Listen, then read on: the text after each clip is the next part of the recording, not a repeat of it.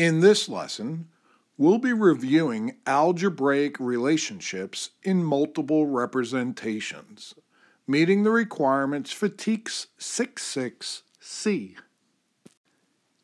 In our first problem, the question asks, which table shows only values that represent the relationship between Q and R?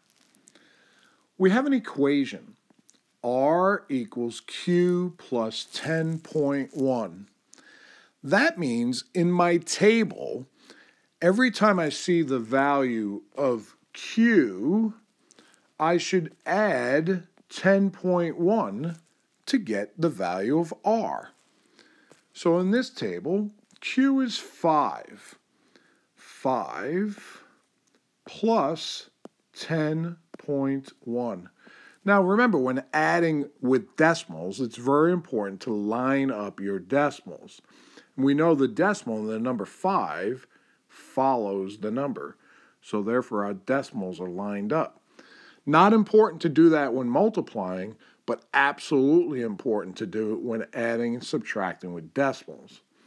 So we find when we add, we get 15.1. And R is not 15.1. So therefore, it's not the first table. In fact, it's not going to be the second table either, because 5 plus 10.1 is 15.1, not 10.6. When we go to the third table, 5, look at this, it is 15.1. But the same thing's true in the last table. So we want to make sure we check at least one more row to ensure that our rule or process is working there as well.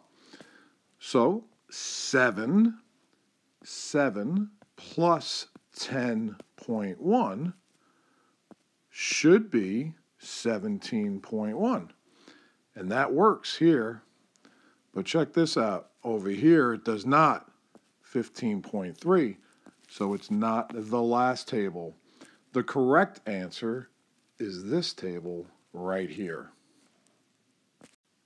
In our next problem, Hugo is buying DVDs that cost $15 each. Which equation describes T, the total amount he will spend on any number of DVDs, D? So the DVDs will use the variable D, while the total cost will use the variable T. So let's see. Hugo's buying DVDs, okay. Each DVD costs $15.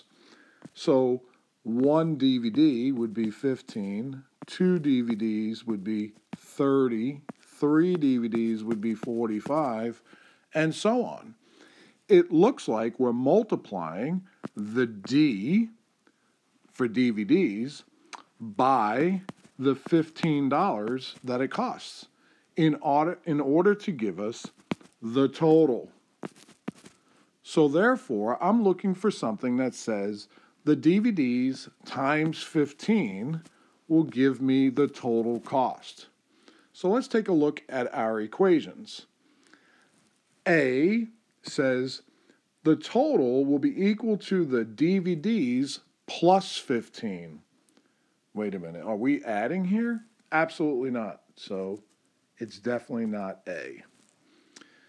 B says the total will be equal to 15 times the DVDs. Hey, that looks just like what we're looking for. So we're betting the answer will be B. But let's check out C and D first. C says the DVDs will be equal to 15 times the total. Well, that's not correct. The $15 is not multiplied by the total cost. It's multiplied by the DVDs in order to get the total cost.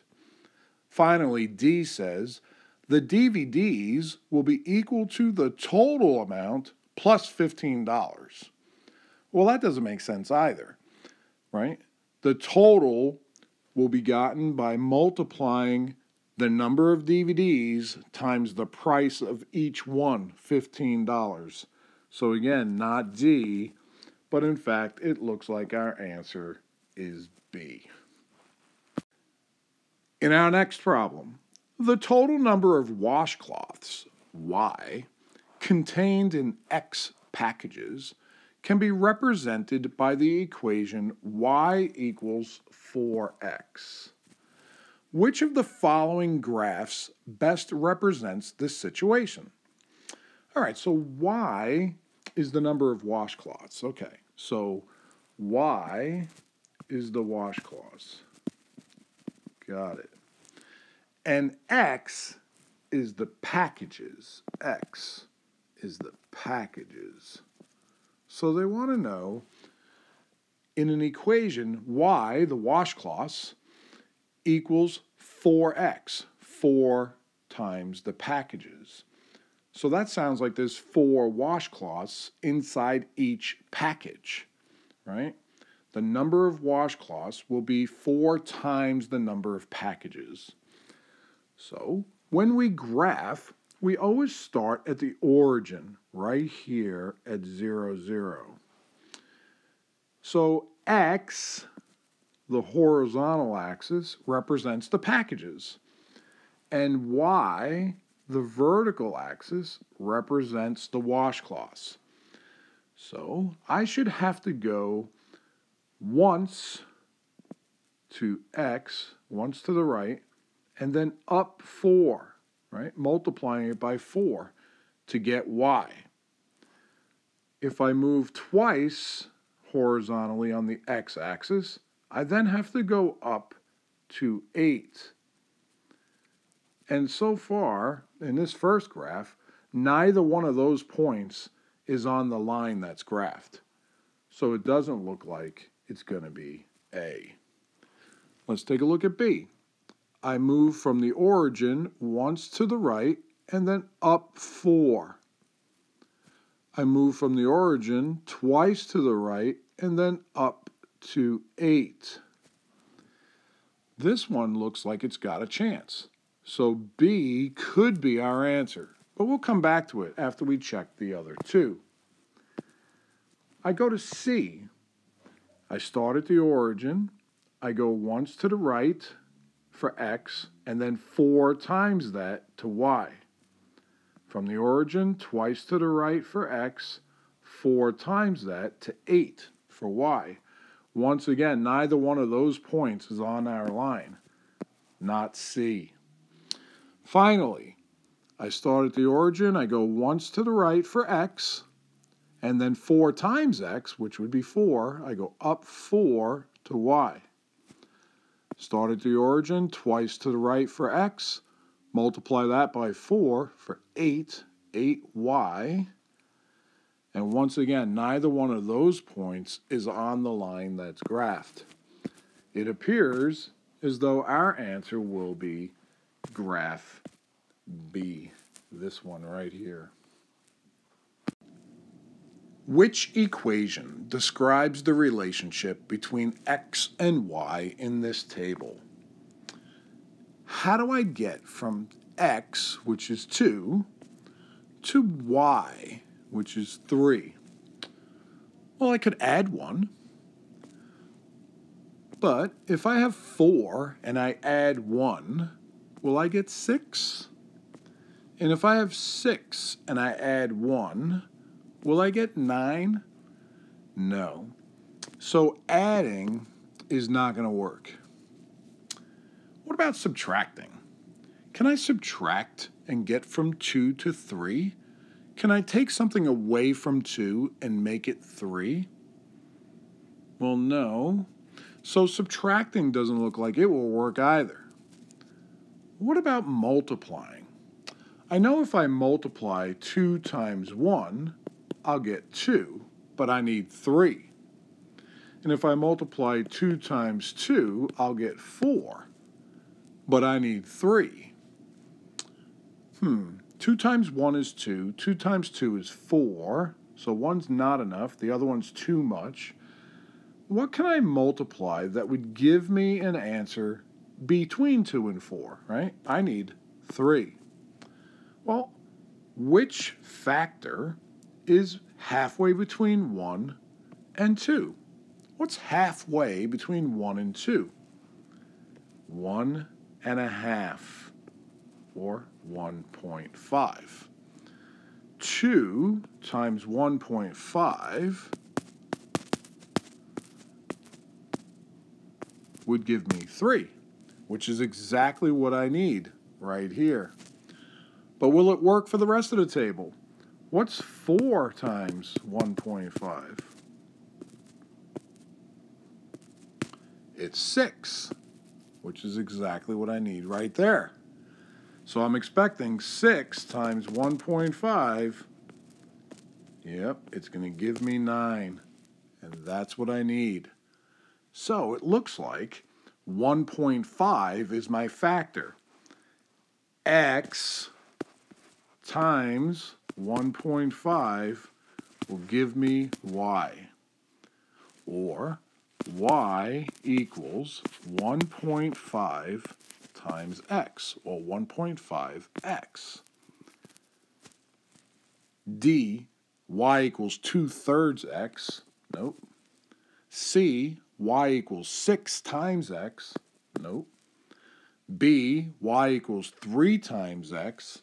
Nope. Or A, y equals 1.5 times x, or 1.5x.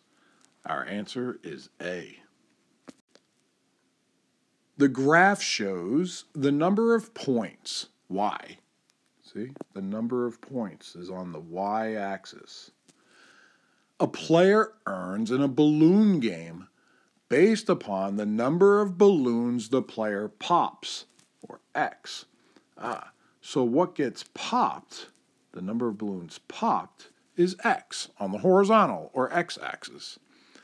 The number of points you receive for popping a balloon is on the vertical axis, the y-axis. So now the question, which equation best represents the relationship between x and y? Well, we know that x is the popped balloons and y is the number of points.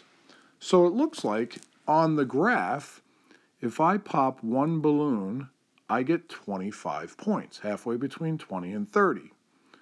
2 balloons gives me 50 points. 3 balloons looks like 75. 4 balloons is 100. And 5 balloons, 125. So 1 balloon is 25. 2 is 50. 3 is 75. 4 is 100. 5 is 125. I just drew a table that matched my graph. Here's x, here's y. What process are we using? What am I doing to x to learn the value of y?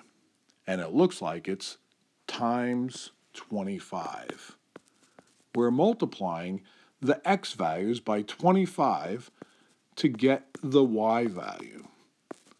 So y is going to be equal to x times 25, or 25 times x. Which equation best represents the relationship between x and y? A, y equals x plus 25. Well, no, if we had busted one balloon and added 25, you'd have gotten 26 points. That ain't it. X equals y plus 25. Well, that definitely doesn't make sense. The popped balloon is equal to the number of points plus 25. That doesn't make sense. X equals 25 times y. The popped balloons is equal to 25 times the number of points. That doesn't make sense. It's looking like it's D. The number of points is equal to 25 times the number of balloons popped. D.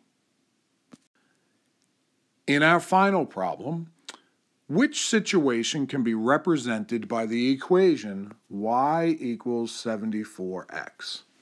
Y is equal to 74 times X. So let's take a look at our four choices. In choice A, company uses a total of Y gallons, okay, so Y, a total of Y gallons of water at a rate of 74 gallons per hour for X hours. In B, a restaurant serves a total of Y meals, okay, in which 74 meals are served in the first hour and X meals are served the remaining hours. This "and" makes me think of addition. We'll come back and talk about that one. C, a company manufactures a total of 74 drinking glasses every hour, with X clear glass and Y blue glass. Once again, this "and" makes me think of adding. D, a restaurant prepares a total of Y batches of pizza sauce. Okay, so we got Y is the batches, from 74 pounds of tomatoes, with each batch weighing X pounds. 74 pounds of tomatoes, each batch weighing X pounds. I'm thinking dividing. Let's go back to the top to A. In A, a company uses a total of Y gallons. Okay, so I got Y equals 74 gallons per hour. 74 gallons per hour for X hours. Y equals 74X. Wait, that looks like the answer we're looking for. So I'm betting our answer is going to be A. But let's take a look at B.